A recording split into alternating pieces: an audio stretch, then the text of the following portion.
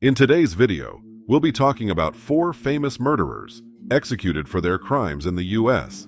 The execution of one of them even led to a change in the death penalty rules in Florida. We will also show what these killers chose as their so-called last meal before death. Subscribe to this channel and don't forget to click the bell to get notifications about new videos. Ted Bundy.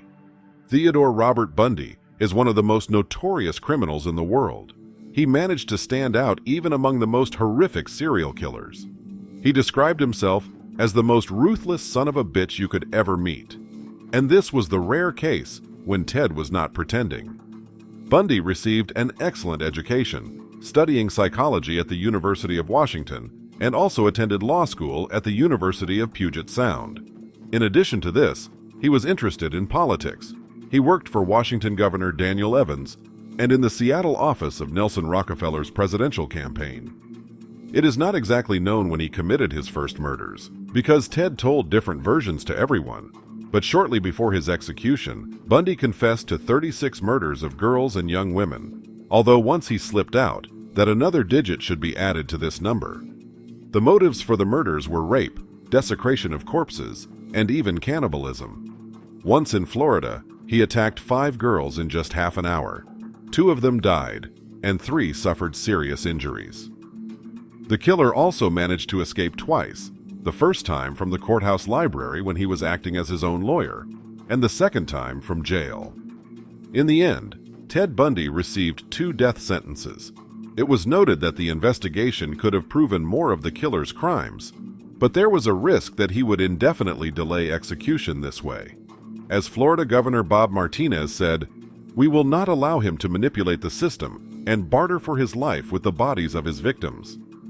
Ted Bundy declined the right to order a special dish, and his last meal was the standard prison menu that day: steak done medium rare, eggs over easy, toast with butter and jelly, milk, coffee, juice, and hash browns. He didn't touch the food. Electric chair was waiting for him. He was 42 years old. During the execution, about 2,000 people outside the prison held a celebration for this event. John Gacy. John Wayne Gacy Jr., the infamous killer clown, was proven to have murdered 33 young men. He confessed to 45 in total. A popular theory is that Gacy was the inspiration for Pennywise the Clown from Stephen King's novel, It. Despite serving 2 prison sentences for sexual offenses in his youth, he later led a seemingly respectable life. At least, that's how it appeared on the outside. He had a successful construction business, was also involved in politics, was a well-known figure in Chicago, and a member of the Democratic Party. As the leader of a parade dedicated to the Polish Constitution in Chicago, he even met with the U.S. First Lady Rosalind Carter. Despite being married, Gacy invited young men to his house and spent time with them in his garage, not particularly hiding this from his wife. After his divorce from the second wife, his passion for killing only intensified. John admitted that over 150 young men had been in his house, with whom he spent time for money or forced them to do so with threats. He usually hid the bodies by burying them on his property, predominantly in the basement. As a result, his house came to be known as Gacy's Graveyard. 26 bodies were found in the basement and 29 on the property. 4 more bodies were thrown in the river. The so-called last victim of Gacy was a young lawyer, Jason Moss. In order to write a book about serial killers, among other things, he had a lot of communication with Gacy. Eventually, the criminal even began to blackmail him. In 2006, 12 years after Gacy's execution, at the age of 31, Moss took his own life. While awaiting execution, the killer spent 14 years in Menard Prison. There, he became a successful and, as noted, very skilled artist. Before the lethal injection, he was transferred to the correctional center in Crest Hill, where he was even allowed to have a picnic with his family. For his last meal, Gacy chose a dozen deep-fried shrimp, a bucket of KFC's original recipe chicken, French fries, a pound of strawberries, and a bottle of Diet Coke.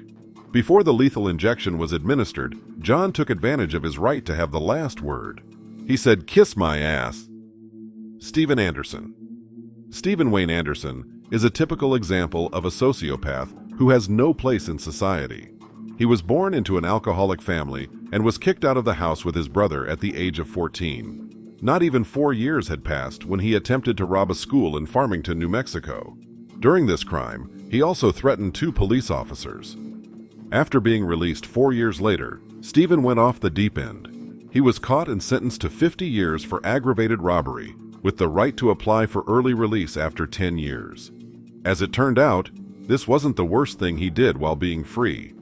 Already in detention in Utah, on August 24, 1977, Stephen killed his cellmate Robert Blandell and attacked a prison guard.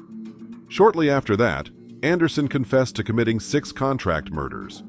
However, they did not manage to convict him for this.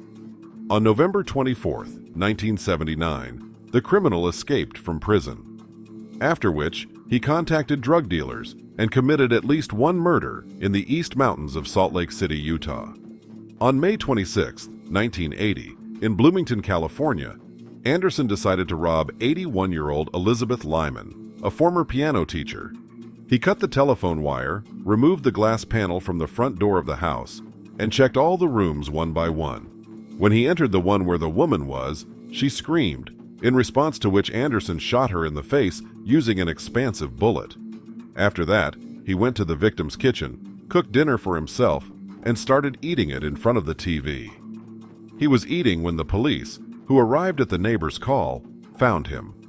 For this crime, he was sentenced to death on July 24, 1981. As the criminal later told detectives, "I was born and raised to kill. I always wanted to be a murderer." For his last meal on January 29, 2022, Anderson ordered 2 grilled cheese sandwiches with radishes, 1 pint of cottage cheese, a corn mixture, 1 slice of peach pie, and 1 pint of chocolate chip ice cream. Stephen declined to give any last words before his lethal injection. He was 49 years old. Alan Davis. Alan Lee Davis was best described by John Whaler, whose family he killed.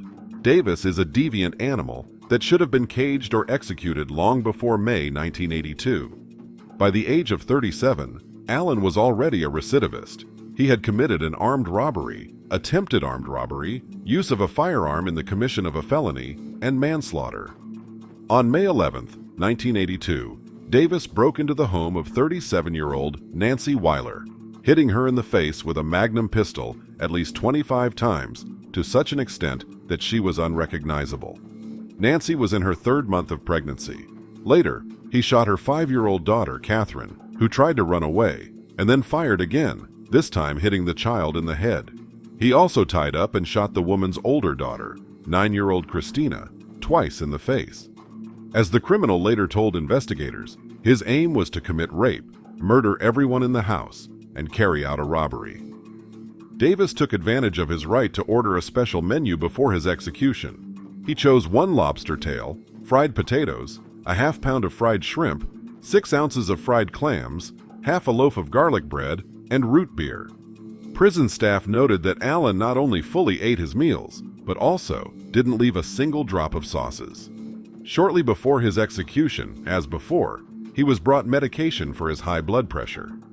In prison, Alan, nicknamed Tiny, had gained weight up to 156 kilograms, so he was brought to the electric chair in a wheelchair.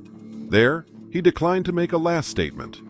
Before the chair was turned on, a prison representative spoke with the governor of Florida, who at the time was Jeb Bush, son of the 41st president of the U.S. George Bush Sr., and brother of the 43rd president, George Bush Jr. There was no postponement of the sentence or pardon. Then, the newly constructed electric chair failed to kill the man quickly. He started bleeding and clearly suffered more than intended. Given that Davis's execution didn't go as planned, it was decided to postpone the execution of another inmate, Thomas Provenziano, a former veteran who killed 3 police officers in a courthouse. In the end, Provenziano was administered a lethal injection almost a year after Davis. In the future, the state of Florida will abandon the electric chair, replacing it with lethal injection. However, to this day, the sentenced person can choose this form of execution if they wish. Wayne Charles Dottie did exactly that. His sentence has not yet been executed. What do you think about this tradition? Is it fair to treat murderers who have taken many lives?